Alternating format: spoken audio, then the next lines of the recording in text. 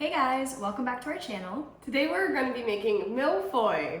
Mille Feuille. Mille Feuille. That's hard because it's not the French way. Mille Feuille. Yeah, I'm not going to pronounce it. Mille Feuille. Hey guys, welcome back to our channel. Today we're going to be making Mille Feuille, and it looks complicated, but it's actually really easy, so let's jump right into it. Do you watch Preppy Kitchen? No, I've never seen Oh, that. I love him. His name's John Cannell. He's our little king. He always says, "You're watching Preppy Kitchen, where I, John Cannell, teach you how to bake." So we're gonna start with our pastry cream. These are the ingredients you need for the pastry cream. You need 2 cups of whole milk, 2/3 cups of sugar, 6 egg yolks, a 1/4 cup of cornstarch, and 1 teaspoon of vanilla. So let's start with the egg yolks. Yes. Oh yeah, we got it. Yeah. And I'm gonna add 2 cups of milk into our little saucepan, and we're gonna get that warming on the stove. So unlike our blindfold video, this is how I usually do it. Oh, really? Yeah, so that I don't have to touch it, but it does take a little while. All right, so I'm gonna take this to the pot. What?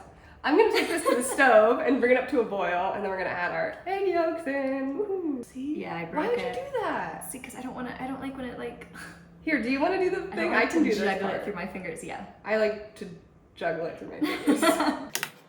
Then when you do it this way, you can like remember how many egg yolks you have because they're all not broken. So you can count them. Oh no, I busted it. Ah! Now we're gonna add our 1/4 cup cornstarch and our 2/3 cup sugar. And we're gonna whisk it all together until it's light. And then we add the steaming milk in. Yes. And try not to scramble anything. We're gonna switch to the stand mixer because we have it and it's doing this. Yeah. So, oh, it's so thick. I tried for like a minute to mix it and it was so thick. Ooh, that was amazing. You think it's done or? Yeah, that looks really good. Our milk is now steaming and ready, and we're going to turn this on low and stream in a 1/4 cup of milk. This is the scary part. I hate this.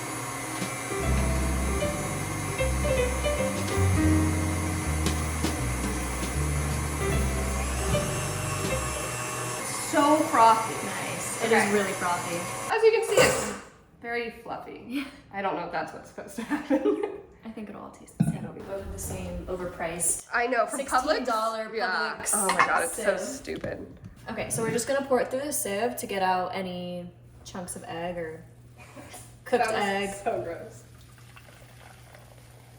That way it'll be nice and smooth when we put it in our puff pastry. Wow, that really got foamy. I've never seen it get foamy like that. Do you think we had egg whites in there?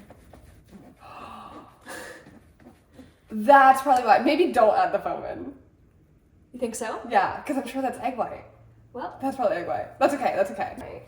will it mess it up, you think? This is what they don't show you in all the cooking videos you see. All the mess ups. Follow us because we're real. We keep it real. You can do like a clickbait. French pastry goes terribly wrong. Now we're adding 1 tablespoon of butter, cold butter, into our pastry cream. Boop. Perfect. And we're adding our splash of vanilla. Next, we're gonna let this cool in the fridge for a couple of hours, and we're gonna press parchment paper onto the top so that it doesn't create like a film. Nice. I can't believe it. That was impressive. So we have to roll our puff pastry to a 1/16 of an inch thick, and then we cut a bunch of rectangles for the pastry. What's a 16? Is this already a 1/16 of an inch thick? Like, what's a 1/16 of an inch? I would say this might be an 1/8 of an inch. I don't know. Does that Good. seem like a 16? Or is it the same thickness? I think this side's thinner. Oh, I think the middle's thinner, so maybe just try to roll the ends out. Yeah, I think that's good. You cut 2 by 4 inch rectangles. 2 by 4. Oh, what? Like you're gonna cut like here and here, and then cut probably like half. Oh, so it's little. Yeah, they're little. For some- Yeah, it's I not thought one it was big gonna. one. Oh. Yeah, they're like individual pastries. I thought it was gonna. I was confused then. Toolkit.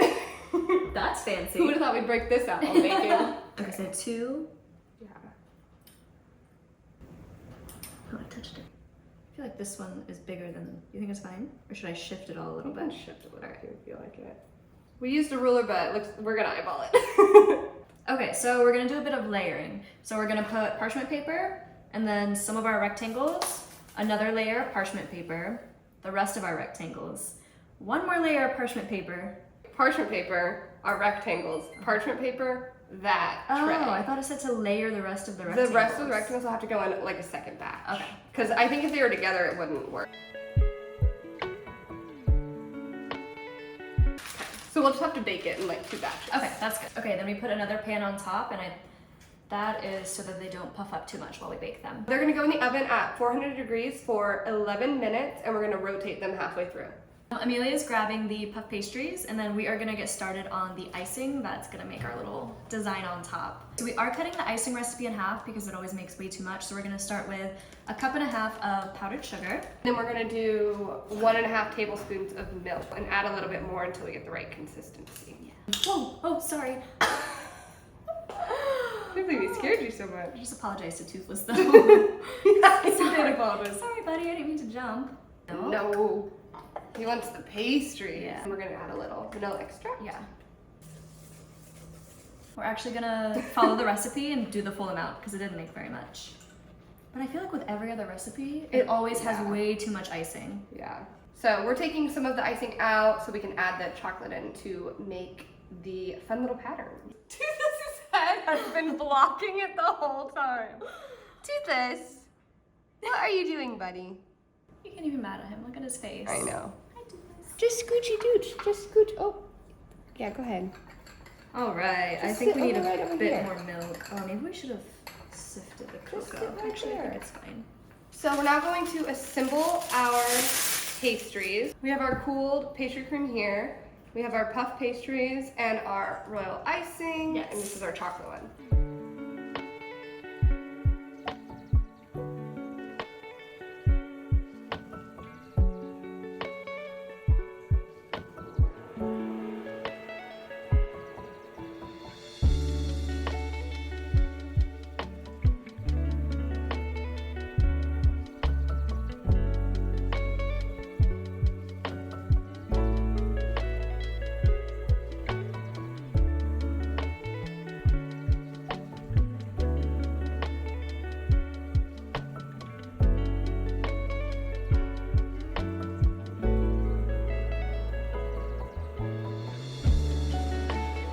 We have assembled, we have a few tips for you for your assembly. Yes. To make it look a little bit better than ours did. One, you should pipe thicker chocolate lines.